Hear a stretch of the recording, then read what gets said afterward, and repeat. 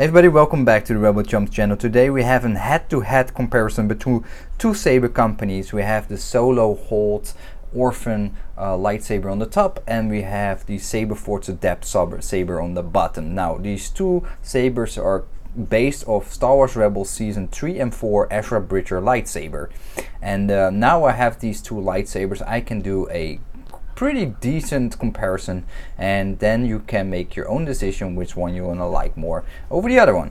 So let's start off with the fact that yes, this saber from Solo's Hold is completely raw, not fully installed yet, so it misses the side pieces here. As I said, there's no electronics in there. The tri-ring is not installed, and some other small greeblies are not really 100% set up, but I felt it's still far and configured enough to give you a rough idea what you get for what kind of money and how much the Saberforge stacks up against the accurate Solo's Hold. So let's start off with some comparison in sizing.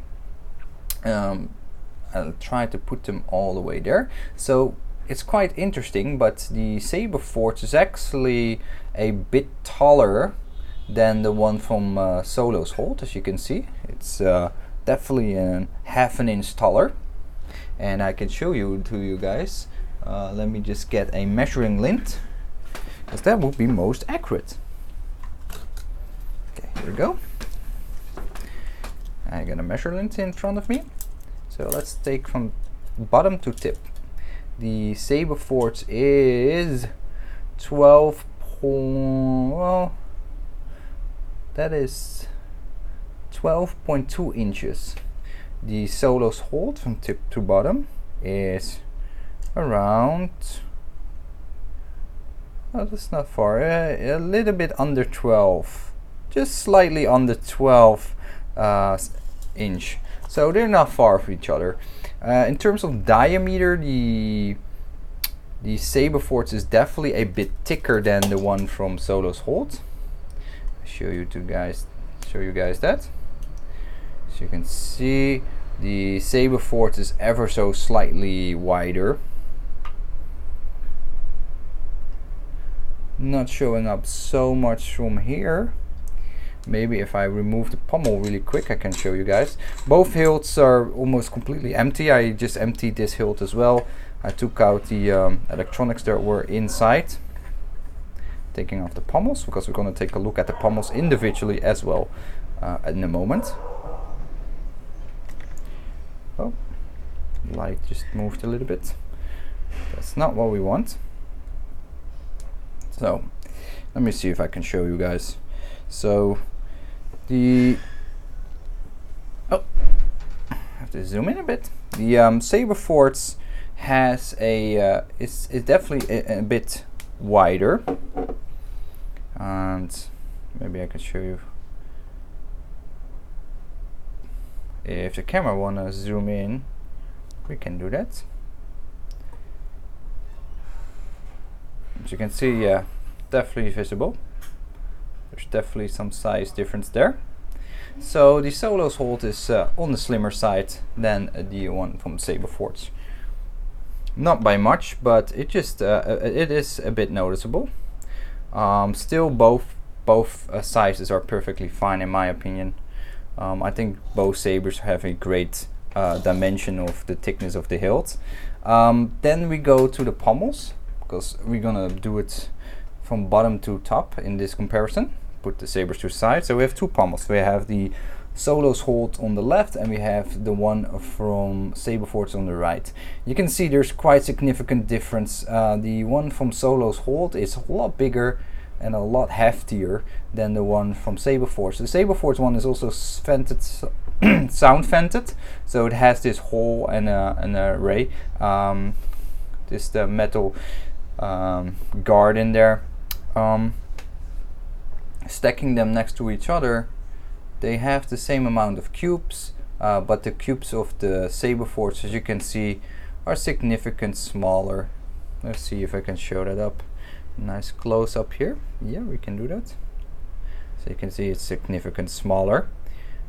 Same for the threading. The threading from the Solo's hold is a lot more than the one from Saberforge, but in this case normally I'm not unhappy with the threading of Saberforge. It's plentiful in this case. They definitely added a bit more threading than they used to have from some of the older hilts. And then we have an inside look. Both will have a tri-ring installed. The one for Solo's hold will be here, and that will be there. That's the same for the one from Saberforge. Now I didn't install it yet, so I already told that in my previous video. Put these to the side, and then we're gonna take a further look. So there's some major differences in between these hilts. So the sound venting for the Saberforge goes through the bottom of the pommel. The sound venting for the Solo's hold goes through slits that are underneath the shroud. Underneath the shroud there are vertical slits, or diagonal slits, I should say. You can see them there, the inside.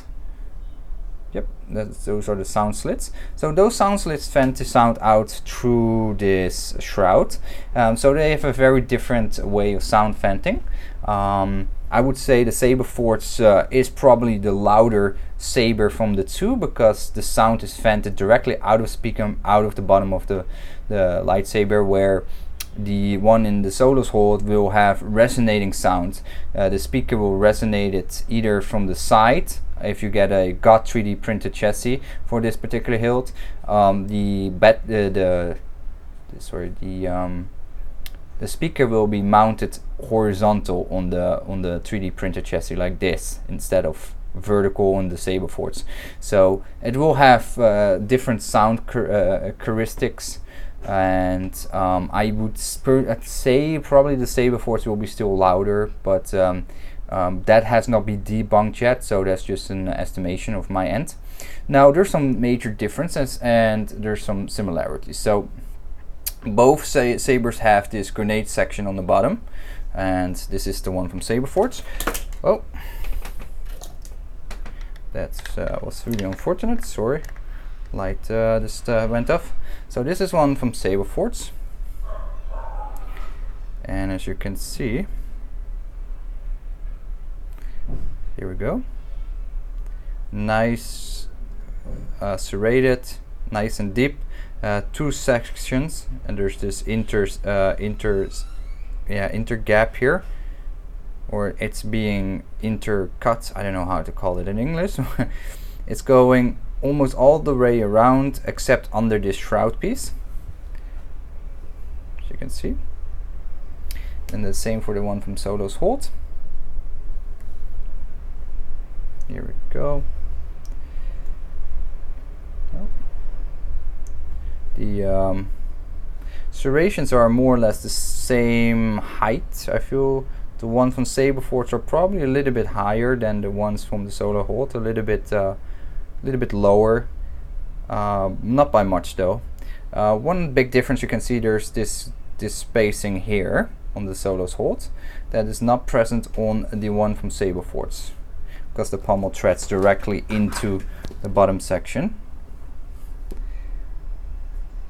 You see, and here there is some threading. Oh, just this here. There's some threading directly underneath as well, but there's this extra smooth space that's not just not visible on the Saberforge one. Oh, sorry, saber's under the cable again. It's a little bit hard. So if you're watching this, guys, I really need your pledge. I need your help for better equipment so I can make better videos. So now we're going to the shroud. The shroud from the Saberforge is connected under this piece here, so it walks all the way here and then it goes under this piece here. It's high polished, so most of the parts on this saber are high polished, which I like, and it looks not bad. The shroud is, let me see, the shroud is a slight bit shorter. It's not showing on the camera so well, but the one from Solo's hold is a slightly bit longer than the one from Saberforge, and The middle section is also thicker because the saber overall is slightly thicker than the one from Solos Hold. It's also quite noticeable that this part is quite a bit thicker in this area, and with quite I mean it's just really noticeable in terms of thickness. So put this side. So there's a much bigger rim here, as you see, than here. It's much smoother and much less present. The Shroud also has this piece on the bottom here on the Solos Hold that's not present on the one from Saberforge.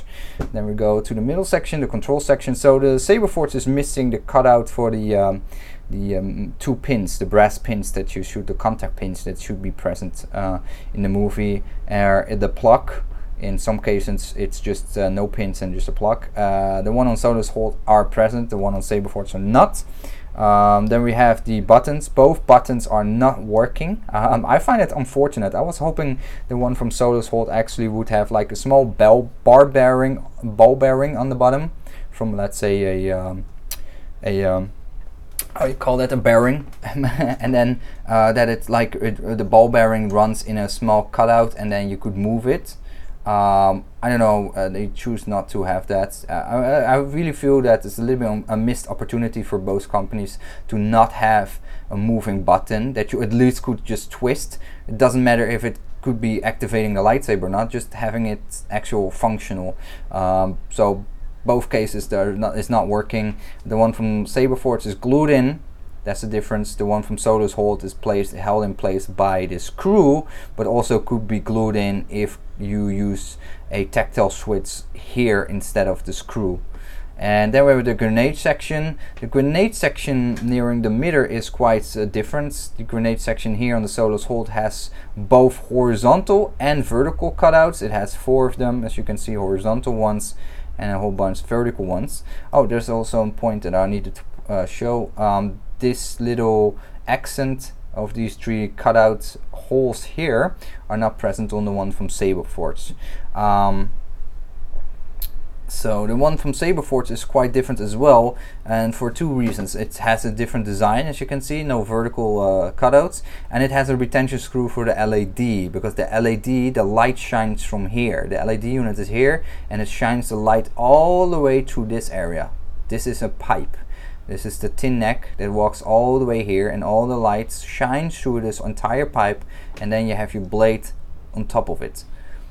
And the one from Solos Hold is slightly different because you have your LED in the very, very tip of the emitter. So the LED unit is here, and your blade is directly underneath, so you have the highest brightness capability directly available, which I prefer. This kind of LED emitting system is much better than having the LED under the tin neck.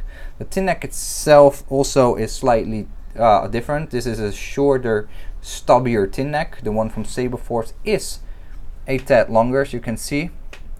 It's quite a bit longer, and I think that also contributes to the overall length difference, but you can see that is quite a bit of a difference there. I cannot put my finger between the 2 walls of the tin neck, and this one I have no problem doing that. The emitter itself is also quite different. This is a dummy plug here on the Solos Hold, so it doesn't really do anything. It's just a piece that is just for display. Now, if I want to deal with it, I only can put a 7/8 inch blade in there. I cannot put a 1 inch blade in there, and that's the big difference. That's why the entire emitter assembly on the Saberforge is a lot wider than the one from Solos Hold. As you can see, there's quite a bit of difference there. That's because this one houses 1 inch dueling blades, because Saberforge wanted to have the become a dueling saber. So that's why the emitter looks quite big compared to the body. The body is a little bit stubby and not too long, and then the emitter is something like it's really visible. It's a big, I don't know, it catches your eye, and it's in my opinion it's a little bit too big. The one from Solos Hold is much more subtle and more accurate to the cartoon, and I like this much more. But the downside is you only can have either a 7/8 inch blade, which is not a dual grade worthy blade, and it's not as bright as because the light funnel to a 7/8 inch blade is less than using a 1-inch blade, but then again the LED is directly underneath the blade, so it's gonna still be better than the light that shines through the Saberforge, because the Saberforge light has to come from underneath the tin neck into the blade, which is, in my opinion, taking away more of the brightness than using in a 7/8 inch blade. And there's also a difference in weight. The one from Solo's Hold is quite a bit lighter than the one from Saberforge, and that's noticeable. And one thing that I forgot to mention, and that's a big difference, and I think that's a little bit of a deal breaker, but there's a reason for that. The Solo's Hold has an accurate activation switch. It's actually not working as a switch, it's just a dummy switch, just a plate. But the one from Saberforge is like this big block that's on top, like it's a Lego block directly on top of the Shroud, and I don't like it at all. It takes away from the looks of the lightsaber, in my personal opinion. It should be flat, but the reason why they did that is because they put a magnet underneath, and you can take out this piece and then you can access your recharge port if you have, for example, champion or hero tier, and then this is your activation button for the lightsaber. With the Solo's Hold, you have more freedom to fill it out where you want to have your activation switches.